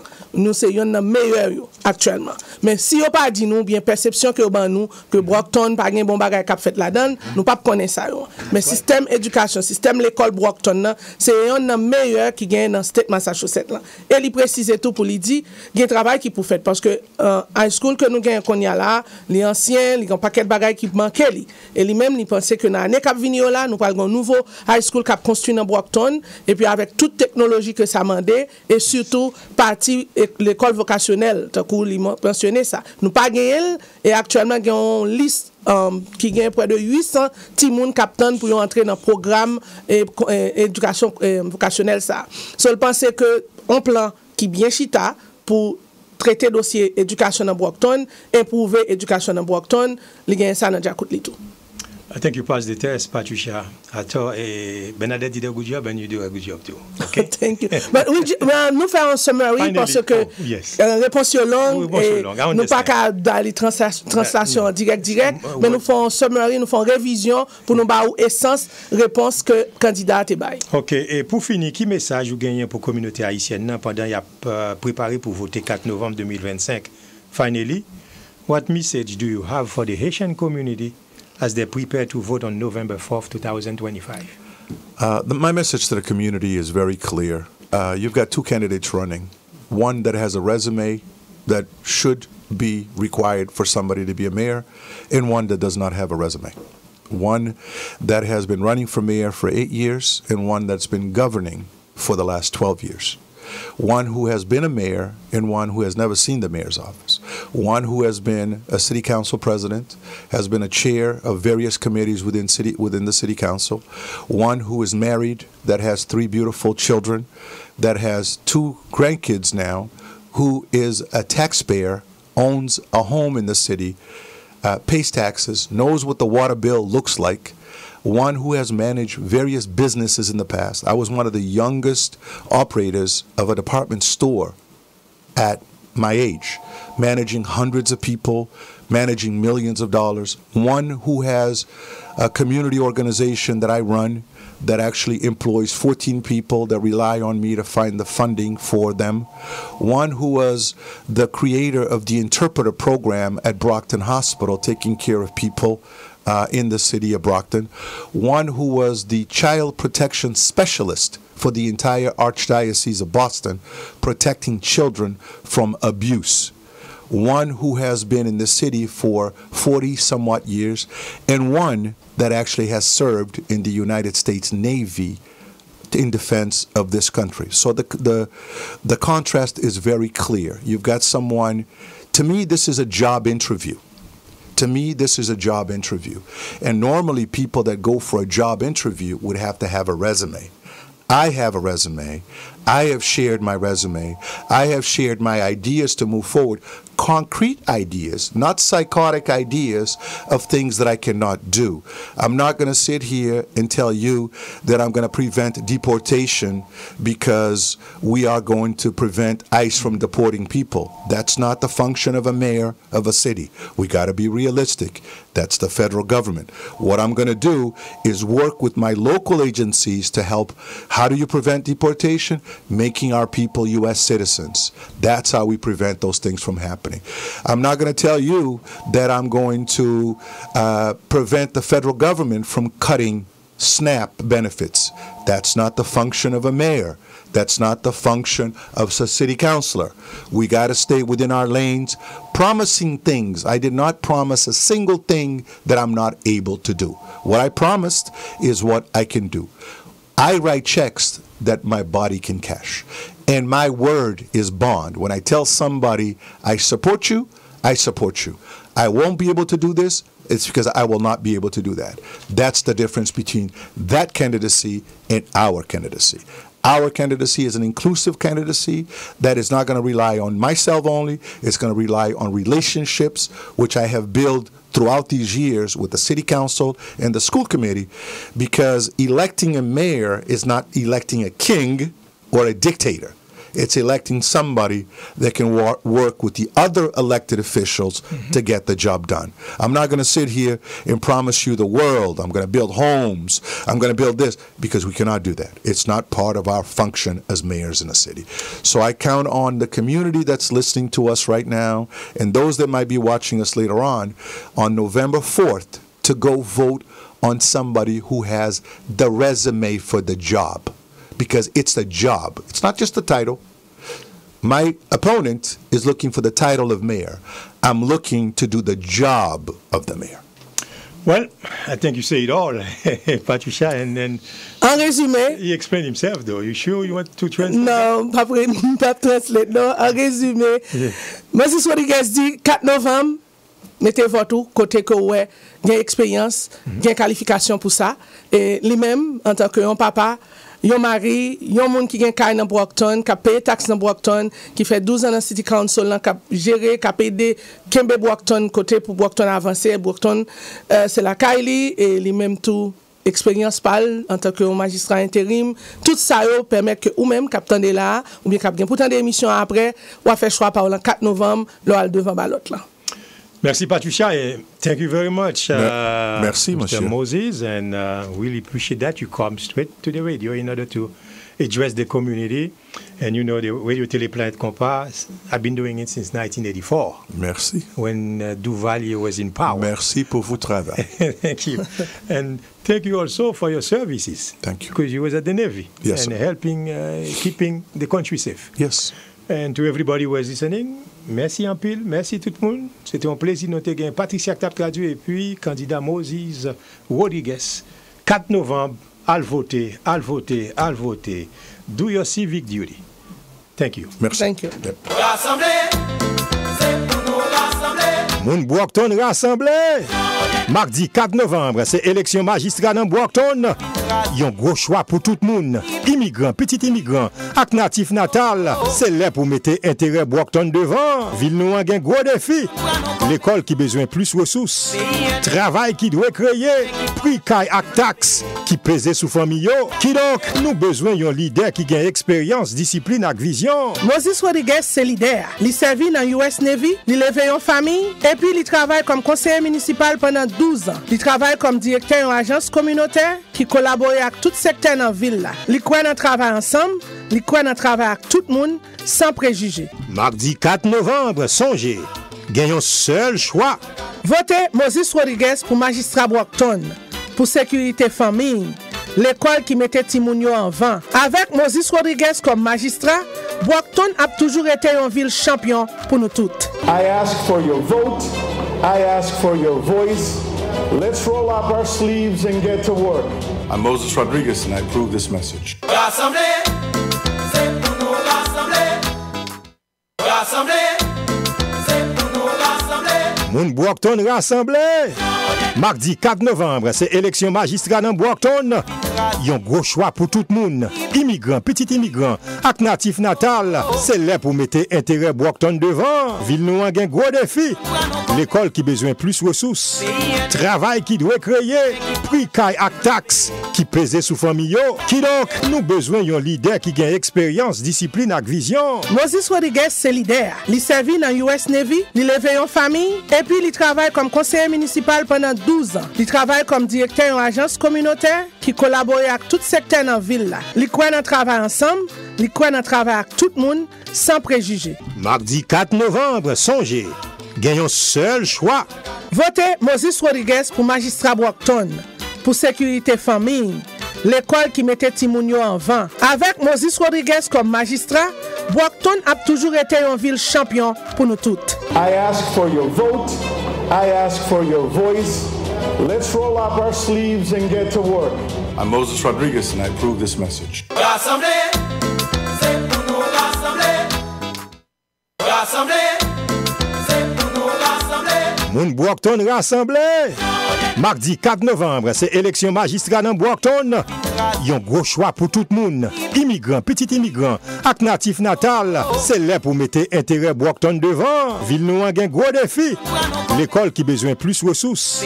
Travail qui doit créer. Prix kay ak taxe qui pèse sous famille. Qui donc nous besoin yon leader qui gagne expérience, discipline ak vision. Moses Rodriguez c'est leader. Il servi dans US Navy, il élevé en famille et puis il travaille comme conseiller municipal pendant 12 ans. Il travaille comme directeur en agence communautaire qui collabore avec tout secteur dans la ville. Il croit dans le travail ensemble, il croit dans le travail avec tout le monde sans préjugés. Mardi 4 novembre, songez, gagnons seul choix. Votez Moses Rodriguez pour magistrat Brockton, pour sécurité famille, l'école qui mettait Timounio en vent. Avec Moses Rodriguez comme magistrat, Brockton a toujours été une ville champion pour nous toutes. I ask for your vote. I ask for your voice. Let's roll up our sleeves and get to work. I'm Moses Rodriguez and I approve this message. Rassemblez, c'est pour nous rassembler. Rassemblez.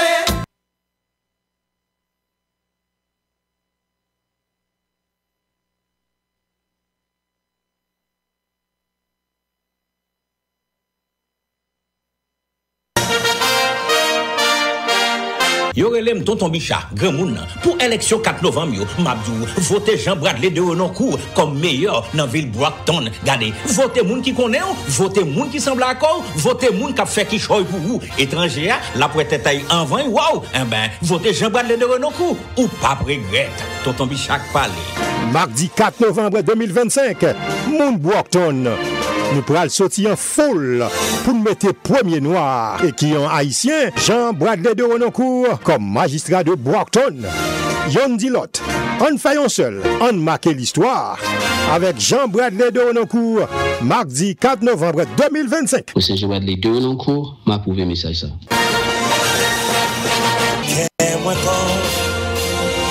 Jeff Chanel, c'est un leader communautaire et puis un banquier commercial qui a un engagement profond pour aider Ville Brockton à prospérer.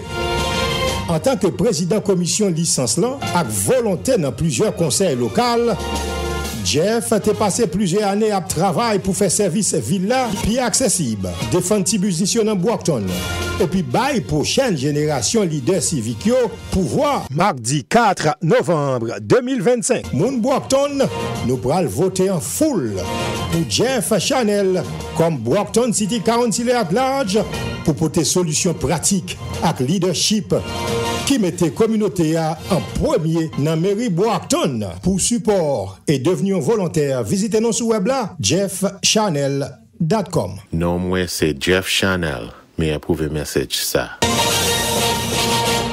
No more say Jeff Channel. I approve this message. And right now we have Jeff Channel at the radio. And Jeff, welcome back. How are you today? I'm bien, là. Bien. No, that's okay. You can speak English now. I got Patricia there that can translate for you. Don't have to worry about it. Wow, today Ma fait we got translation. We got translation free of charge. So, I've been practicing for 6 months. Yes, more Creole now. We got more Creole. Yes.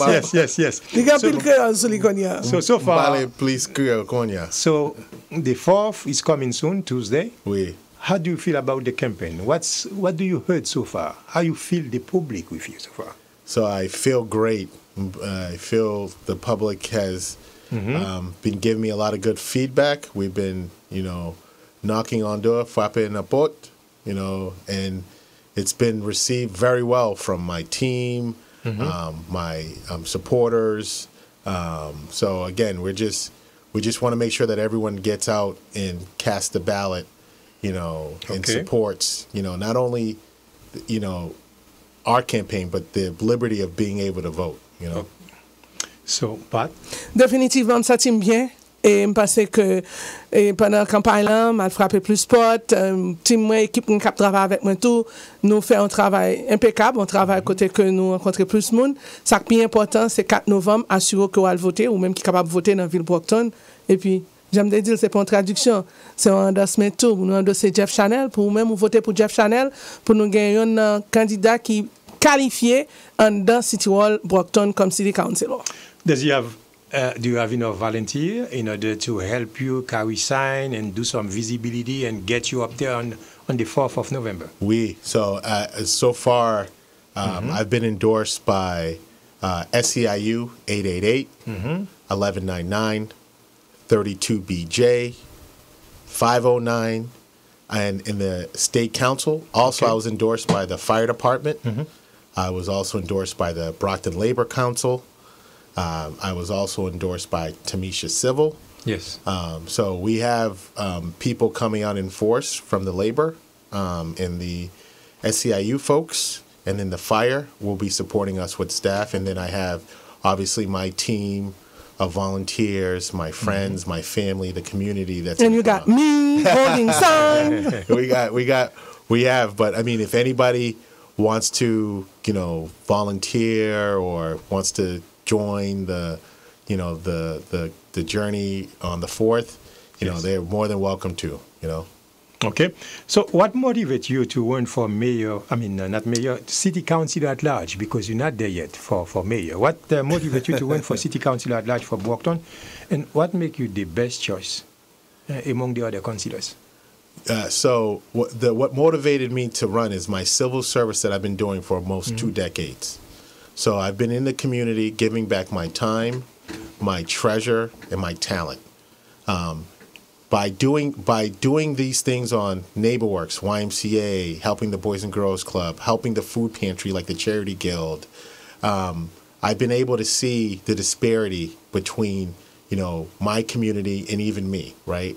A Haitian man that happened to be born here, and got the privilege to go to elementary, middle, and high school in this country that educated me so I can get a good job. My parents, thank God for them, give me the ability to be in a boardroom. I'm a commercial banker, but I see what my fellow Moun Haitien, Moun Cape-Verdean, Moun Louisian, Moun African-American, I see the struggle that they deal with. So what I want to do is be in the room making sure that I'm supporting my people like I've always been doing. I'm the License Commission Chairman, so I help small businesses all around the city. I help people with their events. I help people get their liquor permits and liquor licenses. So I've been helping. I just want to continue to help the people that invested in me when I was 8 years old in this community. I want to give the investment back. Patricia? levé la Brockton, mal l'école Brockton. Moi senti que j'ai un devoir pour me remettre Brockton, mon Brockton qui t'a investi dans moi, ça a été mis dans moi, qui fait de moi journée aujourd'hui un monde qui baille temps, énergie, talent, dans paquet de domaines, dans paquet d'activités dans ville là. Actuellement, moi, c'est chairman commission licence dans City Hall là. Moi, travaille avec organisation charitable, tant que Charity Guild et YMCA. Moi, travaille avec Charter School. Moi, travaille avec un paquet d'agences qui baillent service dans la ville. Et dans la vision pour me continuer à bailler service à plus haut niveau toujours, c'est ça qui m'a motivé pour moi à courir comme City Council at large dans la ville Brockton. C'est ça. Et Brockton, c'est une ville qui a une pile diversité. Oui. Et qui Jean, M. Jeff Chanel planifié pour représenter et puis uni toute communauté. So, tout le monde. Yeah, in good English, Brockton is a very diverse city. How do you plan to represent and unite all communities? I'm the uniter. I'm a banker. I unite people. I bring people together. I bring people of different, paths together. My journey through living in the city is that, we are all one community. One Brockton, one community. By way kule omun, by way moon, umbayo. Oui. So, that's how I've always been, and that's what I think is the reason. Those are some of the reasons why, I feel like I'm, a great candidate, for city council because, I've grew up here. I've been here since I've been 8 years old. I've served the community. I've been appointed to numerous boards. I sit in front of the council and present a budget. I run a department at the License Commission. So, m'fait bagay. I'm one of you. So, my parents fortunately sent me to school to learn the best English. But they didn't force me. They didn't teach me the best Creole. But what I say to everyone that says, "Oh, ma parle Creole belle," but when I'm in the room fighting for you, we're not speaking Creole. Ma parle anglais. When I'm talking about what we can do for my people, my community, I'm not parle Creole, parle anglais. So I need to learn. I need to speak better. So when I go back to my people, I can translate. I can give them the information. So I've come in strides. My Creole's getting better. Maybe I'm busy at the IT. Spend a month there. Maybe I'll be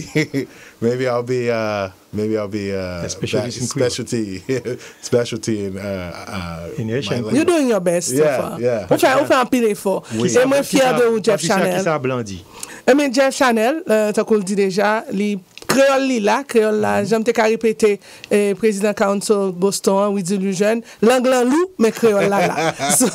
L'anglais calou, mais créole là, l'itendé le comprenne. Et journée jeudi, il t'a aimé à ce que, ou même cap voter dans l'élection, cap vini là, 4 novembre, si Dieu veut, bali on vote parce que, j'en dis encore, nous t'ai investi dans lui, et il fait toute étude là, sous yeux, nous, dans ville Brockton, depuis à l'âge de 8 ans, la vivre dans ville Brockton, et que, il sentit qu'on nécessité, après tout engagement li dans board et organisation que le participer et tout côté le passé l'a fait plaidoyer pour nous, l'a fait advocacy pour demander ça que nous-mêmes nous ça qui pour nous Jean que il dit comme ça c'est investment nous que il veut nous en retour pour la côté dans City Hall pour le faire plaidoyer pour la chercher pour nous ça qui pour nous c'est vrai là dans City Hall c'est pas créole il pral parler anglais mais là il vient bon côté nous la chercher créole là pour parler avec nous so la parler anglais côté la défendre nous la parler créole avec nous la rencontrer nous so la pratiquer à force que la pratiquer la vinn plus bon créole il vinn plus bon et il dit ça parents lui te camper avec lui so toujours remercier bon Dieu pour parents lui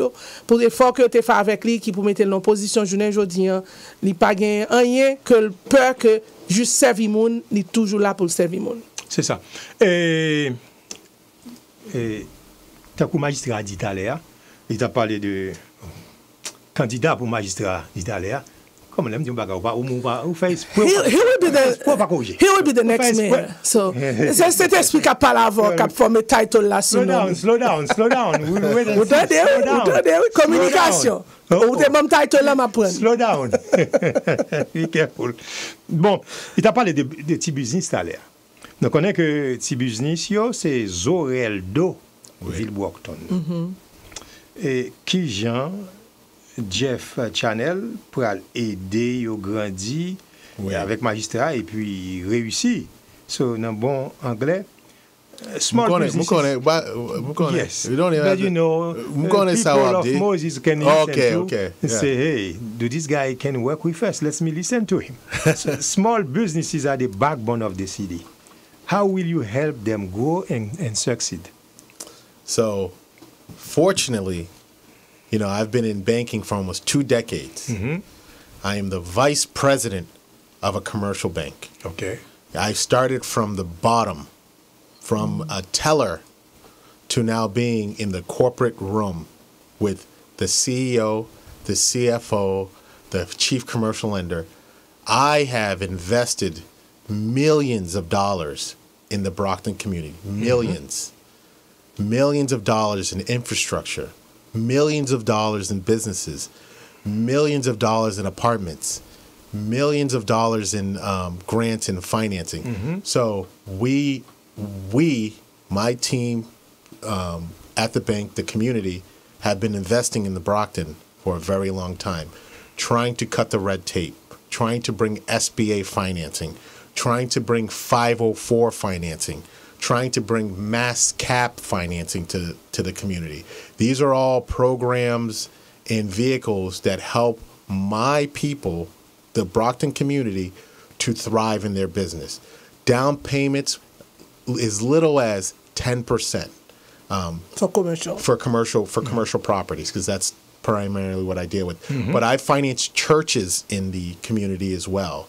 7-Day Advantage Church is one of the North Keith Conference of 7-Day Advantage is one of my biggest clients in the church business. So again, I'm in the community doing the work. I've done the work, I understand the work, and the work will continue under my leadership. Once I'm elected, I will continue to be there for my community because it's what I do. You know, it's what I've been able to do, and I'm proud. I'm proud to say that. I'm proud to drive down the street and look over and say I financed that church. I'm proud to look over and say I financed that building. I financed that restaurant. I financed that restaurant. Yes. You know, I helped them get a loan. I sent them to another bank so they can get the proper financing. Or even advice. Yeah, some I've given businesses. them advice. Yes. I've sent them to SCORE. I've sent them to SEED. I've sent them to Dorchester Bay. I've sent them to all the programs that we have. You know, the BRA, the Brockton Redevelopment Authority. I've sent them to the city in order for them to cut some red tape. I've given them advice. And again, I always say this, Harold, and I truly mean this. It's free. I'm here for the community. People call me, I give them advice on zoning matters, license commission matters, how to start up their business. I do not send anyone a bill. Yes. Telling them, ou di yo sa yo besoin pour yo mettre comme papier ensemble. Oui. Ou montre yo comme si c'est pas difficile mais c'est principe yo, mais comment pour yo observer yo. Qui gens pour yo faire document yo, pour yo préparer document yo, pour leur présenter pour un loan ou bien pour whatever it is, pour yo ka approuver. So, m'ka témoin ou m'ka, you know, even I didn't meet you in person yet. Yeah. But m'kon moun ko ede, Oui. qui vient côté m, ka parler avec moi, ka expliquer m comment qui gens et puis me dit wow, OK. Et effectivement, so m'ka di communauté en ça ou pas yon moun qui vient devant la pendant élection. Gen pile moun dans communauté qui rencontré ou déjà. Oui. OK? Et capable bon petit témoignage tout petit on behalf of Marlene Amede qui c'est yon nan moun que Jeff Chanel aidé. Le Jeff Chanel fin aidé Marlene Amede, Marlene dit, what about you call him? What about you work with him? Ça veut dire que Marlene est un monde que très connu dans la communauté. Hein. C'est pas connaître Marlene, pas connaître ça pour le faire. Mais là, quand on est expert, là, quand on monde qui déjà connaît, et puis mon a dit non, on a besoin de ça, arranger ça comme ça, mettre ça comme ça, faire ça comme ça, et puis pour aboutir à son besoin. So, Jeff Chanel, c'est vraiment un monde qui sert le monde dans la communauté. Je ne vais pas citer notre non-monde parce que je n'ai pas de permission ça, mais je connais plusieurs small business, plusieurs monde dans Brockton qui rencontrent Jeff Chanel dans le niveau professionnel et aider sans le pas charger. Oui, because I have to, right? Because it's my job. This is a little bit of my job, so my job forces me to be out in the community. So we got 2 minutes left, and I'm glad Attorney John is not there. He realized I'm busy, and bang, I found the opportunity. Say, Jeff, come on down, to plug you at that time after your candidate for mayor. Moses Rodriguez. Yes. So next mayor of Brockton. To finish, what do you need for support, for help as volunteers for November 4th? And do you need people on board, or how many do you need? So let them know how they can contact you to be a volunteer. So volunteers can call me, 781-917-5480. 917? Yeah, 917. You can also email at 54? Yeah, you was doing. Sorry. No, I tried to repeat it again. Oh, okay. Yes. 781 yes. 917 5480. 5480. Yes. Please, mes amis, écrivez-lui. So, and also they can email at info@jeffcharnell.com. Or they can go to the website for more information. Or email us right at info@jeffcharnell. Thank you, Patricia. My pleasure. And tant pis, tout le monde dans Brockton qui a voté, mardi 4 novembre. Vote nous important en pile si nous voulons bouger à Brockton. Si nous voulons faire Brockton, ville la caille nous, ville côté que nous allons goumer. Gon bel plan pour faire Brockton avancer. Gon bel plan pour nettoyer Brockton. Gon bel plan pour nous porter housing nouveau caillou dans Brockton. So nous besoin monde qui a fait ça dans City Hall Brockton. 4 novembre, Jeff Chanel, Moses Rodriguez. Ça c'est équipe pas nous que nous camper des 40 seconds. So tout frère avec ça. Yes. Mbeze au Vini. Yes. Al voter. Le 4 novembre, merci en pile. That's it. D'accord, merci tout le monde. Merci tout le monde, c'était un plaisir. Bye bye.